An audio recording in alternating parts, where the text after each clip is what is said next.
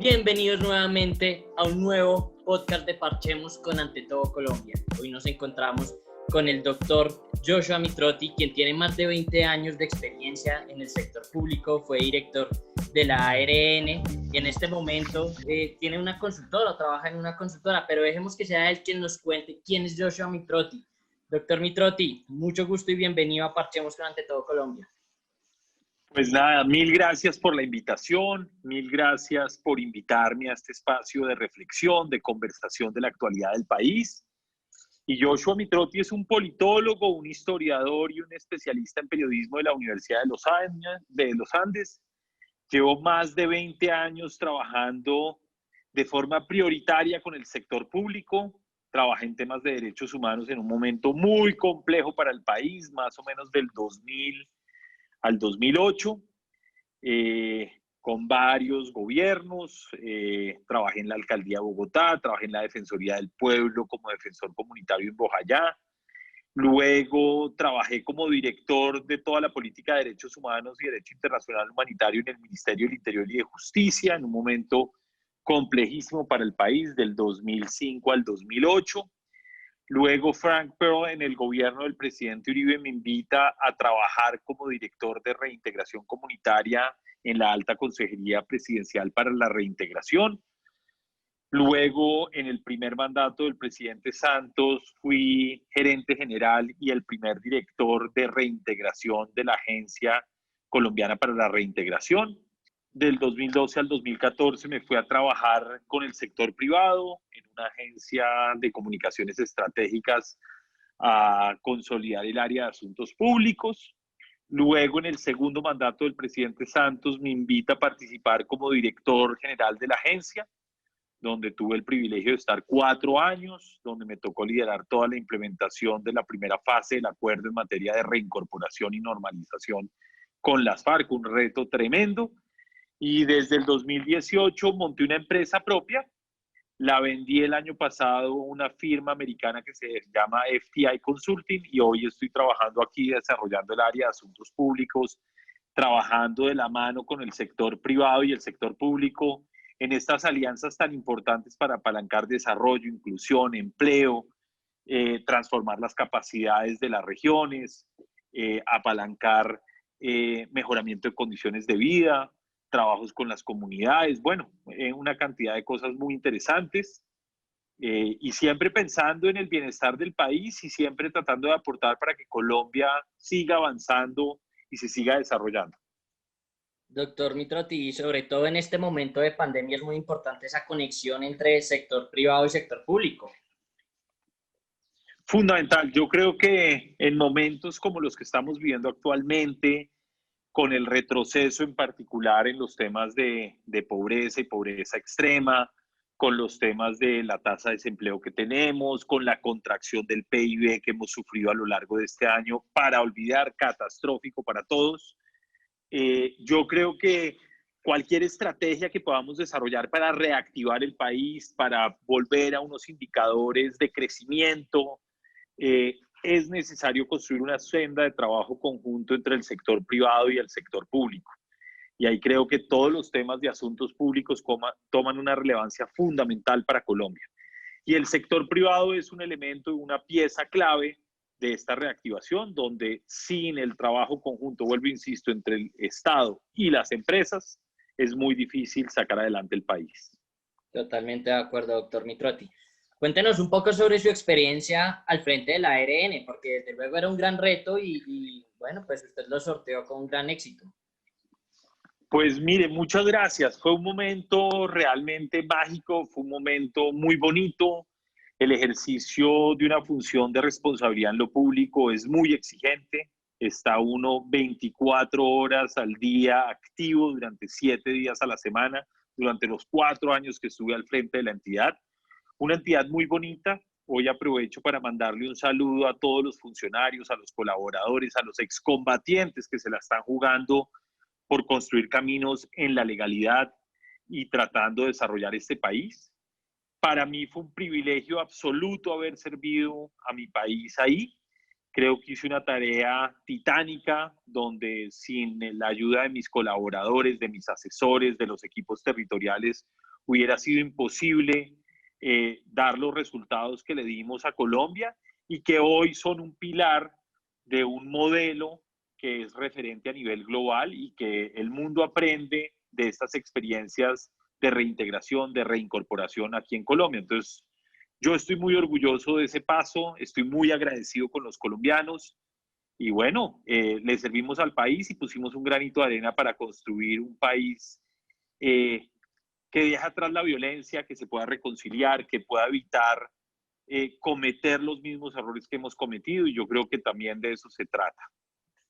Así es, doctor Mitrotti. Y pues sumado a esta experiencia, desde luego usted tiene una visión mucho más cercana a todo lo que fue la guerra interna colombiana y justamente le quería preguntar cómo se transformó su percepción acerca de dicha guerra interna debido a su experiencia cercana con los distintos actores del conflicto. Lo primero que le quiero decir es que las guerras siempre son la estupidez humana, es la incapacidad humana para resolver y tramitar las diferencias que son normales en cualquier relación de forma pacífica y de forma constructiva. Imagínense lo que habría sido este país si no hubiéramos tenido tantos años de conflicto interno. Imagínense lo que sería este país si no hubiéramos pasado por procesos tan dramáticos como lo estuvimos en el siglo XIX, como la Patria Boba, la cantidad de guerras internas que tuvimos entre liberales y conservadores, por no ponernos de acuerdo en los puntos fundamentales de lo que debía ser el desarrollo de nuestro país. Entonces yo creo, primero, decirlo, que hemos perdido mucho tiempo en estas disputas entre hermanos, que la verdad nos han generado una visión muy excluyente del otro, donde desafortunadamente los colombianos somos muy buenos para estigmatizar al otro y no tener esa capacidad de conocer al otro de forma profunda. Es un primer elemento que le digo. Un segundo elemento que creo que hay que entender es que cada uno tiene su propia historia y por eso es tan importante hacer estos procesos de entender qué pasó en el conflicto para que no vuelva a ocurrir, cómo generamos esas garantías de no repetición tan importantes para que Colombia no se siga desangrando otros 50 o 200 años más y que podamos desde un sistema democrático, desde la institucionalidad, construir un país donde quepamos todos.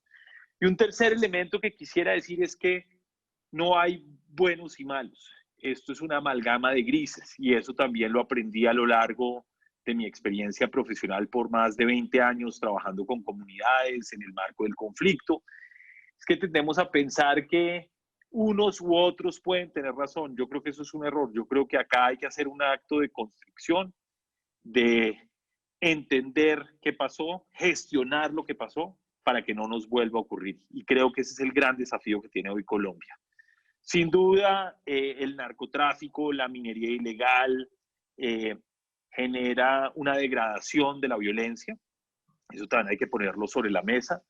Yo creo que hoy al unísono el país debería rechazar esas acciones de los grupos ilegales. Deberíamos construir escenarios de inclusión para estas regiones que están aisladas, que tienen pocas vías de acceso, poca capacidad institucional presente en sus territorios, muy poca actividad productiva formal, y hacia allá deberían estar nuestros ojos. Sin duda, para mí, pues la discusión tendrá que pasar también en una lógica de revisar lo que ha sido la lucha contra las drogas, que desde mi punto de vista, y respeto todos los puntos de vista contrarios, ha sido un fracaso global. Creo que hoy el problema es mucho más complejo que hace 40 o 30 años cuando empezó este proceso. Y hoy creo que hay unos modelos alternativos que podrían controlar y mitigar lo que han sido estos efectos perversos del narcotráfico para países como Colombia, como pueden ser la legalización o la despenalización, donde yo creo que si el Estado asume un control de estas actividades, primero podemos tener unas mejores rentas y dos, podemos asegurar que la violencia indiscriminada puede tener un freno y un coto en los territorios. Y sobre todo pienso en las comunidades que son las que más se ven afectadas por este flagelo de la humanidad. Doctor Mitrotti, usted nos hablaba ahorita justamente de la inclusión de las regiones y creo que muchos esperábamos que una vez firmado el acuerdo de paz, la presencia estatal aumentara, llegara como a cubrir esos vacíos que dejaban las FARC en las regiones colombianas. Esto es un mito y si no es así, ¿por qué no se ha dado en este momento esa presencia estatal que tanto necesitan estas regiones apartadas del país? Bueno, primero yo creo que hay que reconocerle a las Fuerzas Armadas de Colombia, Ejército, Policía, Armada, Fuerza Aérea, que hicieron un esfuerzo enorme por acompañar el proceso de paz. Ellos estuvieron en La Habana, fueron críticos, cuestionaron y yo creo que gracias a su aporte hoy tenemos un acuerdo que no es perfecto, pero que es mejor de lo que hubiera podido haber sido. Dos, hay que reconocer que las Fuerzas Armadas, las Fuerzas Militares de Colombia hicieron un gran esfuerzo también por desplegar una capacidad en el territorio, por controlar unos territorios, por garantizar la vida, la libertad, la seguridad de los excombatientes y de las comunidades que recibieron a estos hombres y mujeres. Dicho esto, yo creo que también nos faltó y probablemente, y es un acto de crítica positiva, porque este fue un proceso muy desafiante, un proceso nuevo para Colombia, aunque Colombia haya tenido experiencias en el pasado, donde probablemente cometimos errores, y yo creo que uno de los errores que cometimos es que la preparación de la institucionalidad en Colombia para implementar el acuerdo no fue la adecuada. Yo creo que no hubo una participación, por ejemplo, de las alcaldías y las gobernaciones para preparar sus territorios para lo que podía significar el acuerdo de paz y la consolidación de la paz. Pero también desde las entidades estatales de pronto no aprovechamos todas las capacidades y todos los conocimientos que tenían las instituciones para transformar dinámicas en los territorios. Pero vuelvo, insisto, también hay que poner sobre la mesa que este es un acuerdo planeado para los próximos 15 años, ya hoy creo que 11 años, y hay que empezar a ver esto desde unos avances graduales. Sin duda, y eso lo sabemos también desde la teoría internacional, que luego de los acuerdos puede haber un recrudecimiento de la violencia porque pues algunos actores, y particularmente cuando uno tiene narcotráfico, minería ilegal en los territorios, pues hay actores que de pronto no estaban antes o que de pronto se reciclaron, como puede ser las disidencias de las FARC o las BACRIM que dejaron también las negociaciones con las autodefensas, disputan el territorio. Ahí lo importante es que podamos rápidamente, con todas las capacidades del Estado, revertir esas dinámicas y controlar esos territorios. De acuerdo, doctor Mitrotti. Hablemos también de los desmovilizados, excombatientes desmovilizados que no lo hicieron por medio del acuerdo de paz, sino que lo hicieron individualmente. ¿Qué retos se tienen frente a estas personas? Pues mire, yo creo que el proceso de reintegración, como se llama el proceso previo a la desmovilización de las FARC, que conceptualmente lo debemos denominar reincorporación, tiene una cantidad de excombatientes, más o menos 36.000 personas dejaron las armas después del acuerdo con los paramilitares en el año 2006 y más o menos 22.000, 23.000 personas dejaron las armas de forma individual de las FARC y del ELN y de otros grupos como el EPL desde el 2003 a la fecha. Ahí pues yo creo que ha habido un enfoque complejo y es que han sido unos excombatientes que han sido de pronto de segunda y hoy vemos que todos los esfuerzos están concentrados en el modelo de reincorporación de las FARC, que es muy importante, pero no podemos desconocer que también hay un proceso paralelo de reintegración que ha sido muy exitoso, que a hoy más de 26.000 personas han culminado el proceso. Es importante reconocer y anotar que la política de reintegración en Colombia es la primera política que atiende a personas en condición de vulnerabilidad que permite la superación de esa condición, que permite la graduación, que permite que esos beneficios transitorios que entrega el Estado sí sean transitorios y que una vez que la gente tiene capacidades, habilidades para insertarse a la sociedad, al mercado laboral, pues el acompañamiento del Estado va tomando o va generando un retroceso para que esas personas sean sujetos de derecho y ciudadanos con plenos deberes y derechos. Entonces, pues nada, esos son los aprendizajes que tengo para los excombatientes que dejaron las FARC, el ELN. Creo que les ha tocado de forma individual, insisto, les ha tocado un proceso muy difícil. donde además hay que reconocer que las autoridades locales fueron un aliado histórico de la agencia, donde el sector privado fue un aliado histórico de la agencia y que todos los resultados que se lograron positivos en esa política se lograron por el esfuerzo del Estado, por esa visión de generar un acompañamiento sofisticado, con reglas, con condiciones para los beneficiarios, pero con unos insumos muy importantes del sector privado, de las gobernaciones, de la cooperación internacional.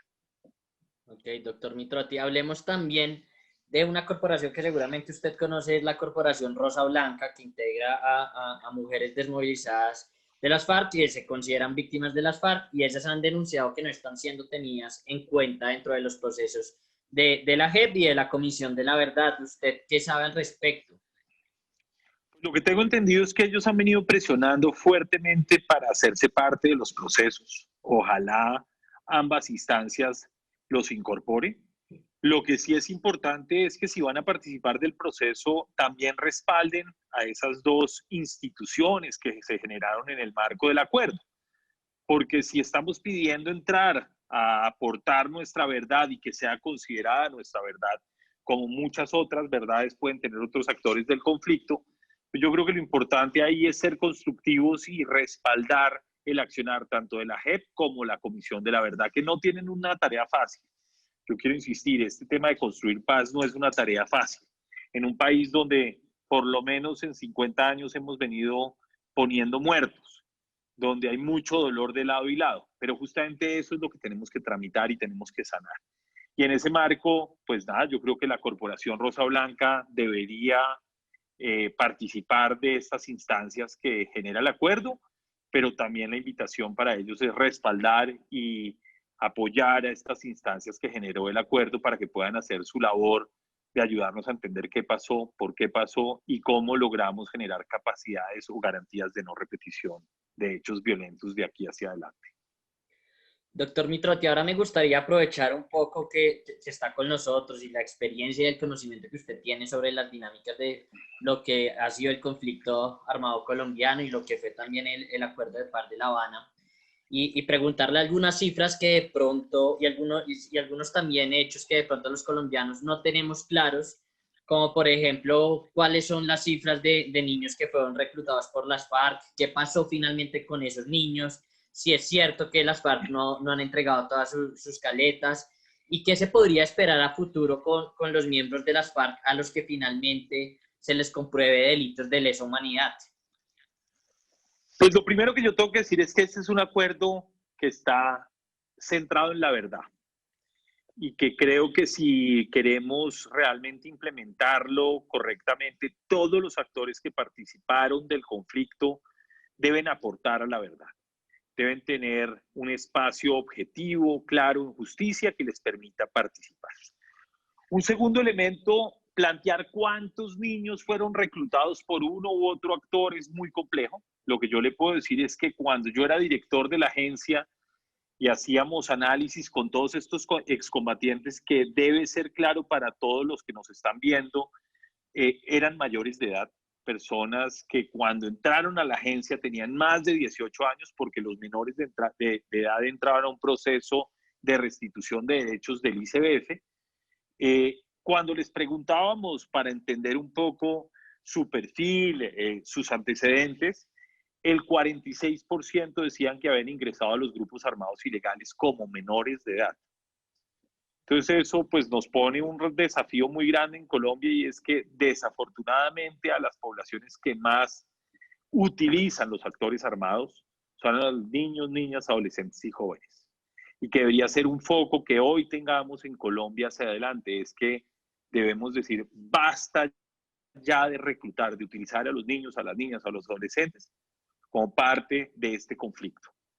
Eso es un mundo de gente, el 46% son muchas personas, pero pues será a las instancias derivadas del acuerdo y todos los temas de justicia y paz que también hay que ponerlo sobre la mesa, que es todo el mecanismo de justicia que se creó luego de la desmovilización de los paramilitares, que nos puedan establecer realmente cuál fue el número de niños, niñas, adolescentes y jóvenes que todos los actores del conflicto utilizaron e instrumentalizaron en esta guerra estúpida que vive y ha vivido Colombia durante mucho tiempo.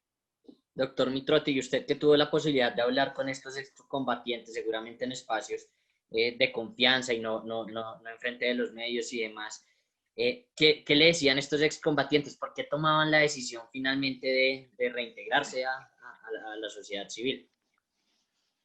Pues primero porque hay que decir que aumentaron las capacidades del Estado, las capacidades de nuestras Fuerzas Armadas, que presionaron fuertemente a estos grupos a lo largo y ancho del país, que terminaron generando una desmovilización individual que manejaba el Ministerio de Defensa, no la agencia, eh, que terminó generando que la situación y la calidad de vida de estos hombres y mujeres que estuvieron en la guerra no fuera lo que pudo haber sido en un tiempo.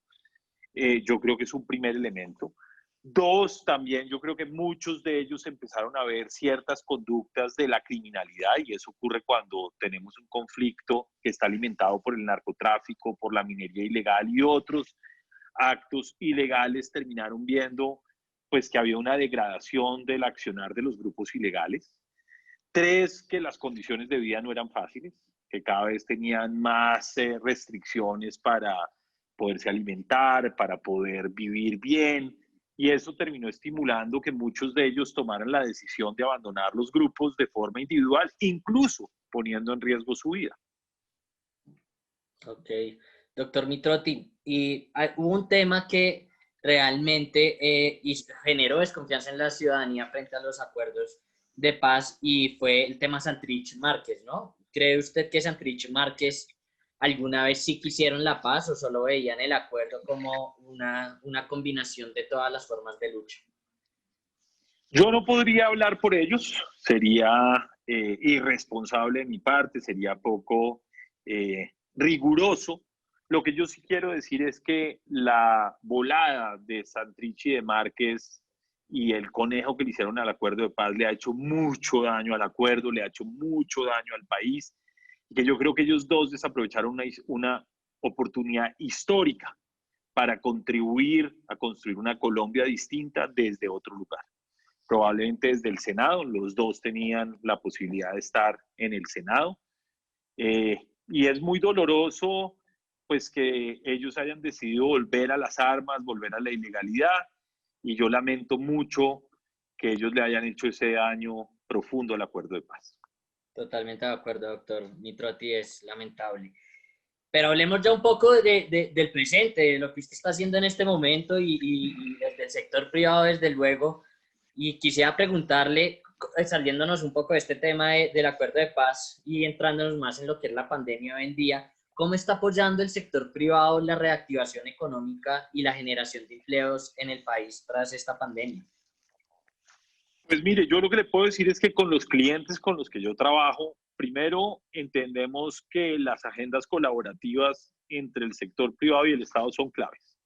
Entender las prioridades del gobierno en el mediano y largo plazo es esencial para construir un relacionamiento propositivo y constructivo entre el Estado y el sector privado. Un segundo elemento es que se la están jugando a fondo en construir oportunidades, en desarrollar proyectos que impacten a las comunidades y a los territorios, tanto del sector de energía, de gas y petróleo, desde el sector farma, desde el sector financiero. Yo creo que hay un compromiso enorme de las empresas colombianas y de las empresas multinacionales que están en Colombia por aportar a los ODS, por incluir a las mujeres, a las minorías étnicas en los modelos de trabajo, en la formalización.